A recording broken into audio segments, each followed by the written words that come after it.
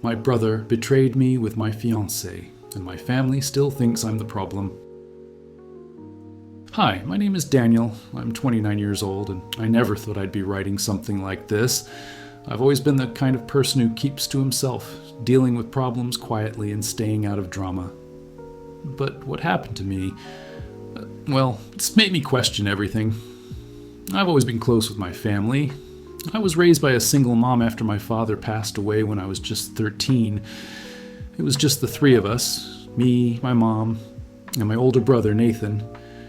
Nathan's always been the golden child, the one everyone depended on. He had a way with people, and I was just me. Quiet, observant, the guy who preferred books over parties. As for my love life, it was never something I expected to be a huge part of my story. I wasn't one of those guys who jumped from one relationship to the next. In fact, when I met Jessica, now my fiancée, I wasn't even looking for a serious relationship. It was a random encounter at a cafe and we clicked. She was different, smart, funny, and she had this warmth that made you feel at home. We had been dating for over 2 years when I proposed. Everything seemed perfect. My friends and family were happy for me, and I was excited for the future. Jessica and I were planning our wedding in the next few months. Everything was falling into place, or so I thought. But then something started to shift. Slowly, imperceptibly at first. It all started with little things. I noticed Nathan hanging around a little too much, making casual comments about Jessica. At first, I didn't think much of it. He was my brother after all, and he'd always been involved in my life. But there was something off about the way he spoke about her, something that made me feel uncomfortable. It wasn't anything overt, nothing that would make you think something was wrong, but looking back, the signs were there. Nathan would text Jessica out of the blue, ask her how she was doing, sometimes even send her jokes. It didn't seem strange, but it felt like too much. He was constantly reaching out to her, more than anyone else. Then there was the way Jessica started to act around him. She seemed more distant, more withdrawn, especially when Nathan was around. I'd ask her about it, and she'd brush it off, saying I was being paranoid. But I couldn't shake the feeling that something was changing, something wasn't right. Still, I didn't want to be that guy. I didn't want to jump to conclusions. After all, it could just be my own insecurities. Maybe I was imagining things. But that all changed the night of Nathan's birthday. Nathan's birthday was always a big deal. We'd always celebrated together as a family, just the three of us. But this time, it felt different. It was a typical evening at my mom's house. Nathan, Jessica, and I were sitting at the dining table eating cake and chatting. It was a comfortable setting until Nathan brought up the wedding. "I can't believe you guys are getting married," Nathan said, looking directly at Jessica. "It seems like just yesterday you two were just talking about it." Jessica smiled, but there was something about her smile that didn't sit right. I could tell she was forcing it, like she wasn't as excited as I thought she'd be. I brushed it off. We were all tired from the long week. Maybe it was just that. Then Nathan leaned in a little, a mischievous smile playing on his lips. "I still remember the first time I met you, Jess. You were always so kind, but I didn't realize how much you'd changed Daniel's life." I laughed, trying to keep the mood light. "What, am I not the same guy anymore?" Nathan chuckled, but there was something in his eyes, something I couldn't quite place. Jessica's response, though, was the one that made my stomach drop. "I think I'm still getting used to the idea of everything changing," she said quietly, almost too quietly. That was when it hit me. There was something deeper here, something I'd been too blind to see before. I didn't confront anyone that night. Instead, I went home and lay awake, staring at the ceiling, trying to understand what was happening. Was I just being paranoid? Or was there something more going on between Jessica and Nathan? After that night, things between Jessica and Nathan felt off. It wasn't immediately obvious, but I started noticing the little things that I couldn't ignore anymore. The casual conversations they'd have when we were all together, the moments when they seemed to have their own inside jokes. The things that I used to brush off now felt deliberate. It was when I began seeing how much time they were spending together that the realization hit me like a ton of bricks. I started noticing Nathan calling Jessica, just the two of them, no reason, just small talk. At first, I thought it was just friendly, but it was becoming too frequent. What troubled me even more was that Jessica had stopped mentioning these calls to me. It was as if she was hiding them. It wasn't until I found a message on her phone that things really started to unravel. It wasn't anything explicit, but it was enough. There was a text from Nathan, sent at 2 a.m. one night, asking her if she was sure about everything with Daniel. The message felt wrong. The tone was off, and in that moment I felt betrayed. I confronted Jessica about the message, but she acted confused, almost defensive, saying it was nothing. She told me I was overreacting and that Nathan was just being his usual self, looking out for me. I wanted to believe her, I really did. But something in the back of my mind told me there was more to this than she was letting on. The tension in the air between all of us was undeniable. I tried to push it aside, hoping it was just my anxiety getting the best of me. But the doubt kept gnawing at me, and every time I saw Nathan and Jessica together, I felt like I was the odd one out. One afternoon, I decided I couldn't take it anymore. I had to know the truth. I confronted Nathan in private. I didn't want to make a scene, didn't want to let anyone else know what I was thinking. But I needed to hear it from him.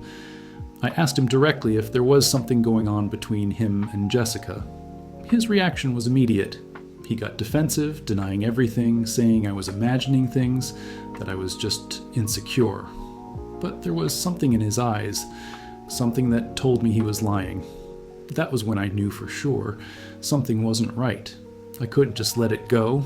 I couldn't pretend I didn't know, so I did what I had to do. I went through Jessica's phone when she wasn't home.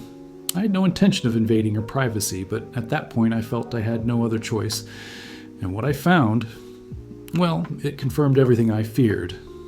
There were dozens of texts, not just from Nathan, but ones that were full of flirtation, vague references to things they'd done together, and hints that there had been more between them than just friendship. The worst part? It seemed to have been going on for months. I felt sick to my stomach. The next weekend, we had a family dinner at my mom's house. I'd already decided I couldn't let this go on any longer. I had to expose the truth. I had to stop living in this lie. So, in front of everyone, my mom, my aunts, uncles, and cousins, I called Nathan and Jessica out. I didn't shout, I didn't cause a scene, but I made sure everyone knew what I had found. I laid it all out, how Nathan had been texting Jessica, how they'd been lying to me, and how I had been made a fool of. The room went dead silent. My mom looked at me with shock, disbelief in her eyes. My aunts and uncles seemed torn between defending Nathan and siding with me. Jessica, on the other hand, was frozen. She didn't say a word. Her face turned pale and I could see the guilt in her eyes. Nathan, however, was furious. He accused me of betraying him, of ruining everything for no reason. He said I was blowing things out of proportion, but I didn't care anymore. I couldn't pretend this was okay. At that moment, everything shattered. The perfect image of my family, of the life I thought I had, was gone. My mom didn't say anything at first, but when she finally spoke, her words were sharp and cutting. She said that I was selfish, that I shouldn't have aired the family's dirty laundry in front of everyone, and that I had no right to make such a scene. The thing that hurt the most was when she turned to me and said, "You're the one who's tearing this family apart, Daniel. You don't know what you're doing." After that night, things were never the same. My mom and I didn't speak for weeks. Nathan refused to talk to me at all, and Jessica, well, she moved out of my place a few days later without a word. The family, as I knew it, was broken. My mom sided with Nathan, of course. She always did. She couldn't see the truth, and it killed me inside. She still thought I was the problem, that I had caused all of this. But you know what? As hard as it was, I had to accept it. The truth was out there, and no matter how much my family wanted to bury it, I knew I couldn't go back to pretending everything was fine. I had been hurt, betrayed by the two people I trusted most in this world. And while my family might never understand, I had to find a way to move on. So, here I am now, still processing everything that happened, still dealing with the fallout. I wish I could say everything got better, that my mom eventually came around, but the truth is, I don't know. Maybe one day she'll see things from my perspective, but for now, I'm just trying to rebuild my life, one day at a time. It had been about a month since that dreadful dinner. A month of silence, bitterness, and a constant knot in my stomach. I hadn't spoken to my mom or Nathan since that night. Jessica had completely disappeared from my life, and I honestly didn't know if I could ever face her again. The weight of the situation felt unbearable at times, and I often found myself wondering if I had made the right decision, exposing everything in front of the family. But deep down, I knew there was no other way. I was trying to get back to some semblance of normality. I kept myself busy with work, avoided family events, and tried to focus on just getting through the days without spiraling. But I never expected what would happen one Saturday afternoon when I went to the grocery store to pick up a few things. As I walked down the aisles, I saw them, Nathan and Jessica, standing together near the frozen food section. They were laughing about something, sharing a moment that felt so intimate, so familiar. The world around me seemed to freeze for a second. My heart dropped into my stomach and I felt the blood drain from my face. I couldn't move. I just stood there, staring at them, trying to process what I was seeing. The betrayal, the lies, everything.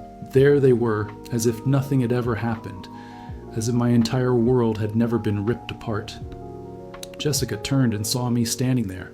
The look on her face was like she had just been caught red-handed, but she didn't seem embarrassed. She didn't even look guilty. She just looked uncomfortable. Nathan, on the other hand, wasn't even fazed. He smiled at me like everything was normal, like we were still brothers, like he hadn't just slept with the woman I was about to marry. I tried to speak, to ask them why, but the words caught in my throat. I couldn't find my voice, couldn't find the strength to confront them right there in public. Instead, I turned and walked away, my heart racing, my mind spinning with thoughts I didn't even know how to process. I didn't want to face them. I didn't want to hear their excuses. But the truth was staring me right in the face. That afternoon changed something inside me. I knew without a doubt that my brother and Jessica weren't just casual friends anymore. They'd been seeing each other behind my back for months, and it was clear that they had no remorse. They were together now, and I was the one left in the dust questioning everything. Over the following weeks, the weight of the situation became even more unbearable. I tried to reach out to my mom, hoping that she would listen to me, hoping that she would understand my side of things. But every time I brought it up, she shut me down. She told me I was overreacting, that I was being petty, that Nathan had made a mistake but deserved to be forgiven. She told me that Jessica was just confused and that I should be more understanding. It was like a knife in my chest. I felt betrayed not only by my brother and fiancée, but by my entire family. They didn't care about what had happened. They were all taking Nathan's side. They couldn't see how deeply I was hurt, how much this had torn me apart. It wasn't just about the affair. It was about the complete disregard for my feelings, my trust. I started to lose touch with everyone. I stopped responding to my mom's calls and texts. I couldn't talk to her anymore. The more I thought about it, the more I realized that my family was never going to see things from my perspective. They were too wrapped up in their own version of events, too busy protecting Nathan, who, to them, was still their golden boy. One evening, I ran into one of my aunts at a coffee shop. She seemed to have heard everything from my mom's side of the story. She said, with a tone that made my stomach churn, that I was being selfish, that I should be the one apologizing for causing drama. She even went as far as to suggest that maybe if I had been a better fiancé, Jessica wouldn't have gone to Nathan for comfort. That was the moment I realized that even my extended family had turned their backs on me. Despite all of this, I knew I couldn't keep living like this. The weight of the betrayal was heavy, and it felt like I was suffocating under it. But I wasn't going to let my family, my brother, or anyone else dictate my life anymore. I had to find a way to move on, even if it meant leaving behind people I had once considered my closest allies. I started spending more time with friends, people who hadn't judged me, people who understood what I was going through. I took up hobbies again, things I used to enjoy before all of this happened. I went to therapy because I knew that if I didn't take care of my mental health, I would spiral. It wasn't easy. It still isn't. But over time, I began to see that I could live without my family's approval. I didn't need to be validated by them. It took time, but I finally started to feel like myself again, like I could breathe. The hardest part of all this was realizing that sometimes the people you love the most are the ones who hurt you the most. Nathan and Jessica were both gone from my life, and while I still carried the pain, I knew I couldn't let it define me. As for my family, well, I don't know where things will go. I don't know if we'll ever be the same again. But I know one thing for sure, and I've learned to trust myself more than anyone else. And that's something no one can ever take from me. This is where I am now, still trying to heal, still trying to move forward. I'm not sure what the future holds, but I know that I'm not going to let anyone control my life anymore. It's been a long journey, but I'm finally starting to feel like I'm on the path to something better. If any of you have been through something similar, I'd love to hear how you dealt with it. It's hard to know who to trust after everything that's happened, but I'm learning to rebuild my life piece by piece. Thank you for listening.